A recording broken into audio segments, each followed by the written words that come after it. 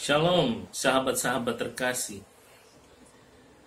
Ketika manusia jatuh ke dalam dosa, maka dunia ini diliputi dengan kegelapan. Dunia ini ada di bawah penghukuman dan kutuk akibat dosa. Sehingga penderitaan, kesusahan, bahkan kematian menguasai bumi. Tidak ada satupun tempat di bumi ini yang bebas dari penderitaan, kesusahan, atau kematian. Ada sebuah ilustrasi untuk menggambarkan keadaan itu. Suatu ketika, ada seorang janda yang sangat berduka karena kehilangan akibat kematian satu-satunya anak yang dicintainya.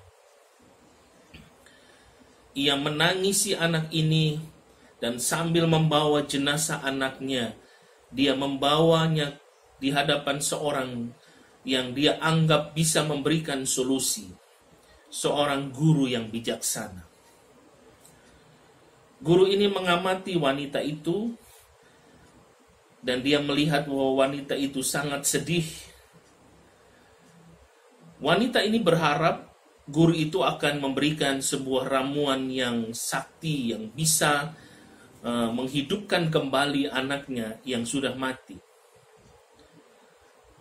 Namun dia kecewa karena guru ini tidak memberikan petuah atau bahkan sebuah ramuan sakti untuk menghidupkan anaknya, tapi justru memberikan sebuah perintah. Perintah itu adalah bahwa sang guru ini akan menghidupkan kembali anak itu kalau wanita ini bisa membawa kepadanya beberapa butir lada. Ketika mendengar hal itu, wanita ini sangat heran. Hanya itu saja syaratnya guru? Ya, bawa kepadaku beberapa butir lada. Tetapi lada ini harus diambil dari rumah yang anggota keluarganya belum pernah mengalami kesedihan atau kematian. Wanita itu langsung beranjak pergi dari tempat itu dan mendatangi rumah ke rumah. Ia mengetuk pintu dan bertanya kepada sang pemilik rumah, "Tolonglah saya sangat membutuhkan beberapa butir lada. Maukah Anda memberikannya?" "Oh, boleh saja," jawab sang tuan rumah. "Tetapi ada satu yang ingin saya tanyakan, Tuan. Apakah anggota rumah ini ada yang pernah mengalami kesedihan atau kematian?" "Oh, ada. Adik kami meninggal beberapa tahun yang lalu." Wanita itu segera mohon diri dari rumah itu karena menyadari bahwa ini bukanlah rumah yang bisa memberikan biji lada yang dibutuhkannya. Ia mengetuk rumah-rumah berikutnya, dan semua penghuni rumah itu dengan senang hati bersedia memberikan beberapa biji lada untuknya.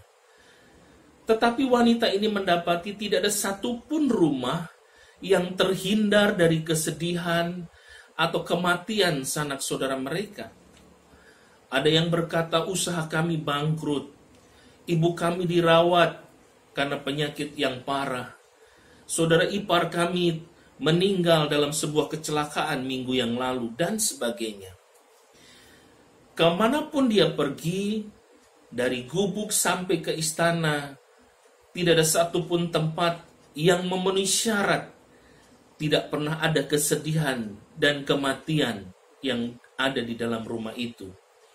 Bahkan dari pembicaraan dengan tuan rumah dari berbagai rumah yang ia kunjungi, wanita itu kemudian terlibat dalam sebuah dialog, mendengarkan kesedihan demi kesedihan dari orang lain. Wanita ini kemudian berangsur-angsur menyadari bahwa dia tidak sendirian dalam menghadapi penderitaan ini. Tidak ada seorang pun yang terlepas dari penderitaan, dan tidak ada seorang pun yang bisa menghindar dari kematian. Pesan penting dari ilustrasi ini adalah hidup kita di dalam dunia ini tidak akan lepas dari penderitaan, kesusahan, bahkan kematian. Setiap orang memiliki kesusahannya sendiri.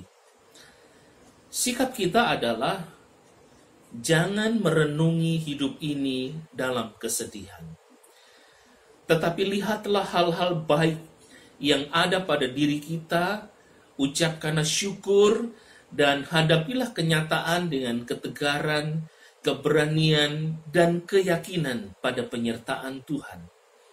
Karena di dalam iman kita kepada Tuhan, ada janji pertolongan Tuhan di dalamnya. Seperti dikatakan dalam kitab Nahum pasal 1 ayat yang ke-7, Tuhan itu baik. Ia adalah tempat pengungsian pada waktu kesusahan. Ia mengenal orang-orang yang berlindung kepadanya. Kiranya Tuhan memberkati saudara, dan kita akan berjumpa lagi pada ilustrasi yang menguatkan iman dan membangkitkan harapan selanjutnya.